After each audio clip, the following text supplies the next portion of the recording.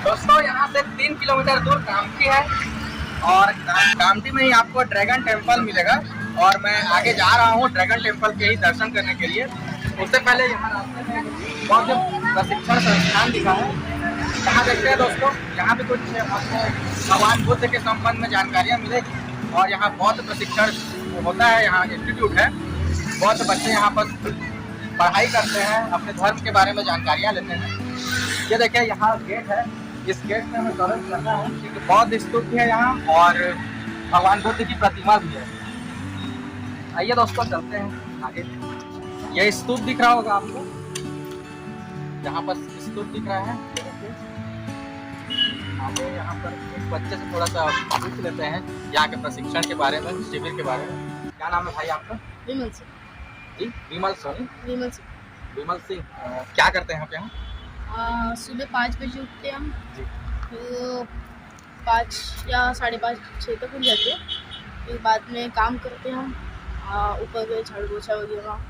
फिर बाद में 7 बजे वंदना करते, फिर 7 से लेके 10 तक पढ़ाई करते हम। फिर 11 बजे स्कूल जाते हैं। स्कूल जाने के बाद 5 साढ़े 5 बजे आते हैं, तो वापस अपना साफ़ सफाई वगैरह काम करते, फिर खाना वगैरह खा लेते। आपका स्कूल फिर 7 बजे वंदना करके 10 बजे खा के 7 से 10 तक पढ़ाई करते। आपका स्कूल भी यहीं है? हाँ, काम की। अच्छा, आप आगे क्या बनना चाह रहे हैं? भिक्षु। अभी मैं सामने हूँ, तो भिक्षु मतलब क्या होता है? सामने मतलब अभी छोटे बनते ही हम, फिर बड़े होने के बाद भिक्षु बनते। अच्छा, तो आगे इसमें आप लोग का शादी होता है कि नहीं होता है इसमें? नहीं, हम शादी नहीं करते। आज जब आपका एज होगा शादी का, उस समय आप करेंगे कि नहीं, विवाह वगैरह आप करेंगे कि नहीं? आप विवाह नहीं कर सकते। अच्छा, ये फिर आप भिक्षु बन जाएंगे डायरेक्ट। चलिए, गुड बाय। ये देखिए दोस्तों, यहाँ पर आपको सिंह दिख रहा होगा। 4 सिंह हैं, जो कि हमारे अशोक चक्र में भी 4 सिंह होते हैं। बहुत ही सुंदर, बहुत ही प्यारी प्रतिमा है यहाँ पर भगवान बुद्ध की।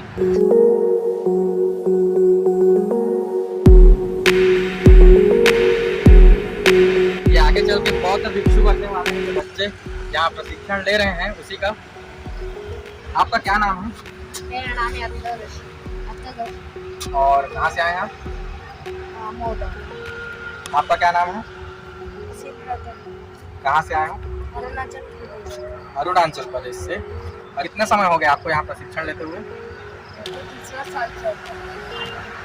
यहाँ पे भगवान बुद्ध के आपको बहुत सारी प्रतिमाएं दिखाई देगी, जिसमें से ये मेन प्रतिमा है दोस्तों। और इस संस्था में यहाँ पर इसे स्थापित किया गया है। इसके चारों ओर भी बहुत सारे भगवान बुद्ध के प्रतिमाएं हैं, जो मैं आगे आपको दिखाने वाला हूँ इसी वीडियो पर। ये देखिए, इन प्रतिमाओं पर आपको अलग अलग संस्था के नाम दिखाई देंगे या कुछ अलग अलग लोगों के भी नाम दिखाई देंगे, जो इन्हें अपनी ओर से स्थापित कराए हुए हैं यहाँ पर।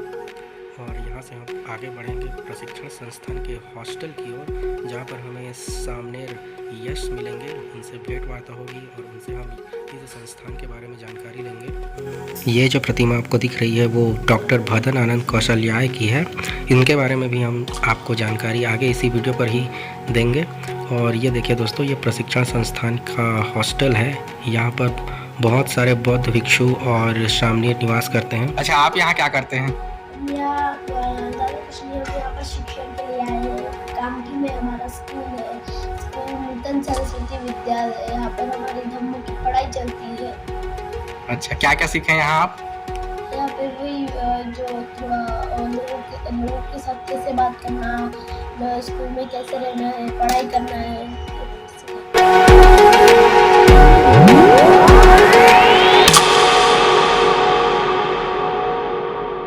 यहाँ पर आपको एक डॉक्टर भीमराव अंबेडकर की तस्वीर दिखाई दे रही है और साथ में यहाँ पर भगवान बुद्ध की तस्वीर। और यहाँ पर भगवान बुद्ध की बहुत सारी प्रतिमाएं हैं, अलग अलग आकृतियों की, और बहुत ही सुंदर प्रतिमाएं हैं। अलग अलग स्थानों से इससे लेकर आया गया है यहाँ, और इन्हें गिफ्ट भी किया गया है कुछ प्रतिमाओं को।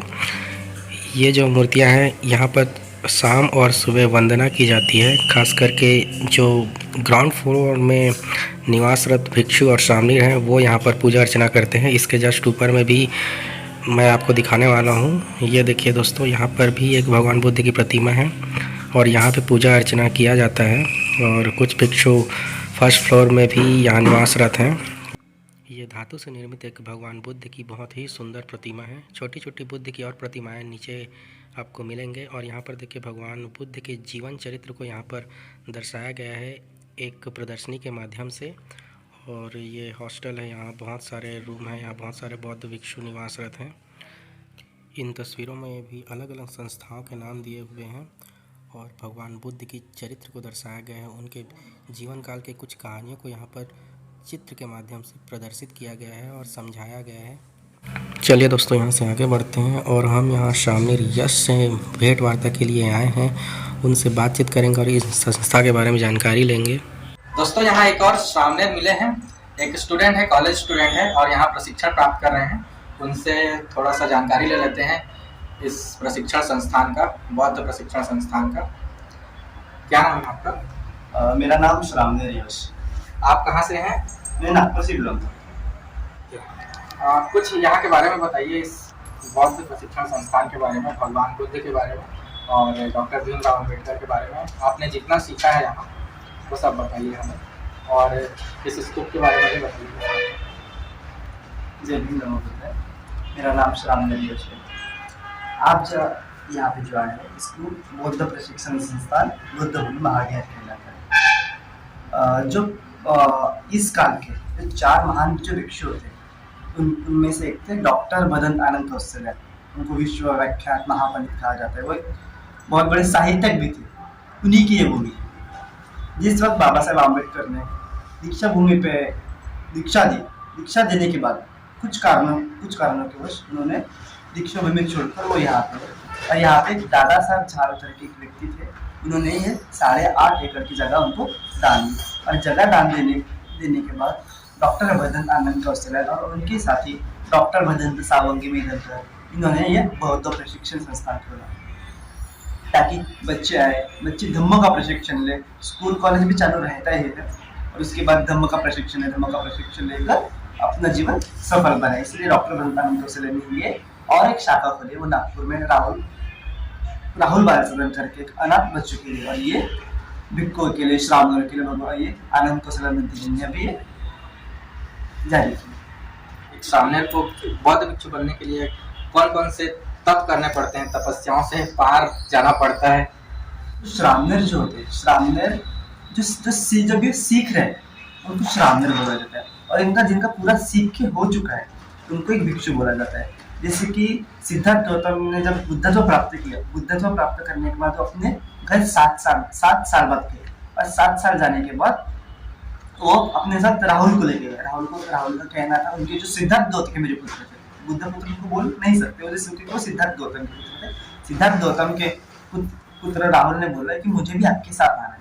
फिर उनके साथ गए और वैसे फिर श्रामणीर परंपरा चालू, क्योंकि श्रामणीर जो थे वो उम्र के 7 साल से 20 साल तक रहते हैं। फिर 21वें साल एक विधि किया जाता है, उसको उपसंपदा बोलते हैं, हायर ऑर्डिनेशन। उसको एक एग्जाम है, टेस्ट बोल सकते हैं। वो बहुत बड़ी एग्जाम होती है।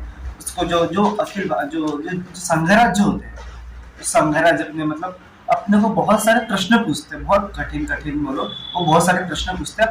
और अगर अपन उनके प्रश्न का पूरे अपन उत्तर दे सके तो फिर वो हमको भिक्षु कहलाते हैं।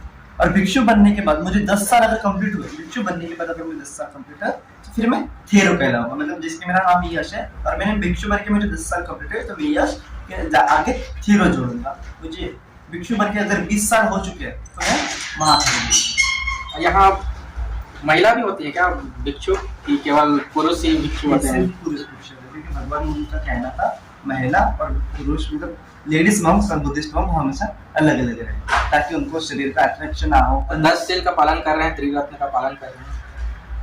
हाँ, मैं 10 शील और 75 सीख उनका पालन करता हूँ। और जो भिक्षु होते हैं उनको 227 नियम का पालन करना पड़ता है। और जो लेडीज जो होते हैं, लेडीज जो भिक्षु नहीं होती है, भिक्षुओं को 311 नियम का पालन करना पड़ता है। अच्छा, बौद्ध धर्म में बताइए दाह संस्कार की प्रक्रिया कैसी होती है जो हिंदू धर्म से अलग है? आप किसी दाह संस्कार में गए हैं, किसी की मृत्यु हुई है होगी आपके धर्म में, तो उसमें आप कैसे दाह संस्कार होता है या फिर जमीन में गाड़ा जाता है, जो भी बताइए उसके बारे में बताइए, जानकारी दीजिए। जो अंत्यविधि जो जो बौद्ध लोगों की होती है, उनको मतलब ज़्यादा कुछ किया नहीं जाता है, बस लोगों को बुलाकर उनको नहलाकर उनको सफ़ेद वस्त्र पहनाकर उनको फिर माला वगैरह डालकर फिर उनको त्रिशरण कुंडल दिया जाता है, त्रिशरण से सामूहिक त्रिशरण कुंडल लिया जाता है। उसके बाद थोड़ा सा बुद्ध वंदना की जाती है, फिर उनका अनिच्छावृत संखारा संखारा अनिच्छाति दुखाती ऐसा बोलकर उनको उनकी जो शव यात्रा होती है उस स्मशान तक लेके जाती है। अनिच्छावाद संस्कार, इसका मतलब होता है कि सब संस्कार अनित्य है, क्योंकि जिसका जिस वस्तु का निर्माण हुआ है उसको एक दिन विनाश होना है, फिर वो सजीव हो या निर्जीव हो, जिस वस्तु का निर्माण हुआ है उसको एक ना एक दिन नाश होना है। ये उसका पाठ करते करते उनको वहाँ पे लेके जाते हैं, फिर गाड़ना या जलाना वो ऐच्छिक होता है, लेकिन ज्यादा से ज्यादा लोग उनको जलाते हैं, दूसरे दिन उनकी अस्थि विसर्जन। अस्थि विसर्जन के लिए कहाँ जाते हैं? गंगा जाते हैं या कहीं भी किसी नदी में प्रवाहित कर देते हैं या गंगा ही जाते हैं? किसी भी नदी में प्रवाहित कर देते हैं। अच्छा, आपको डॉक्टर भीमराव अंबेडकर के बारे में यहाँ प्रशिक्षण दिया जाता है, उनके बारे में उनकी शिक्षाएं दी जाती हैं?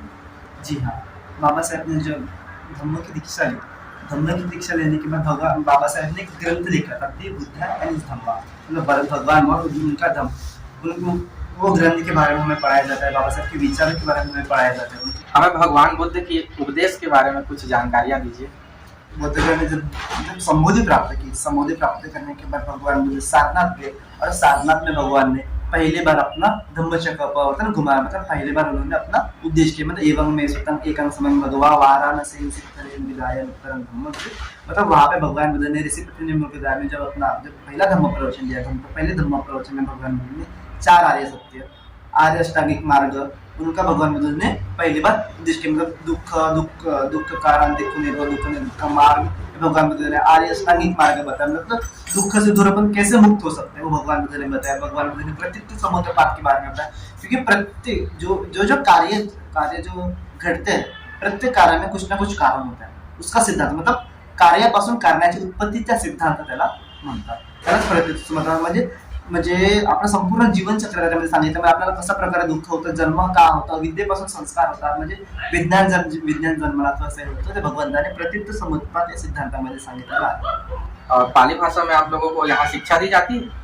जी हाँ, हमें यहाँ पे पाली भाषा के बारे में पढ़ाया जाता है। भगवान बुद्ध ने जिस भाषा में जो उपदेश किए वो पाली थी, और दूसरी बात मुझे पाली आती है क्योंकि मैं कॉलेज में भी वही पढ़ता हूँ, मतलब मेरा बैचलर में आर्ट्स चालू है, मतलब मेरा BA का भी फाइनल नहीं चालू है, उसमें मैंने पाली लिटरेचर फिलोसफी आदि सब्जेक्ट लिए, इसलिए मुझे पाली में वहाँ पे मुझे और अच्छे तरीके से सीखने को मिलता है। बहुत बहुत धन्यवाद आपका, नमो बुद्धाय, और बहुत अच्छी जानकारियाँ हमें आपने प्रदान की है। शुभकामनाएं मेरी तरफ से। आप कुछ और करना चाहें तो आप कह सकते हैं।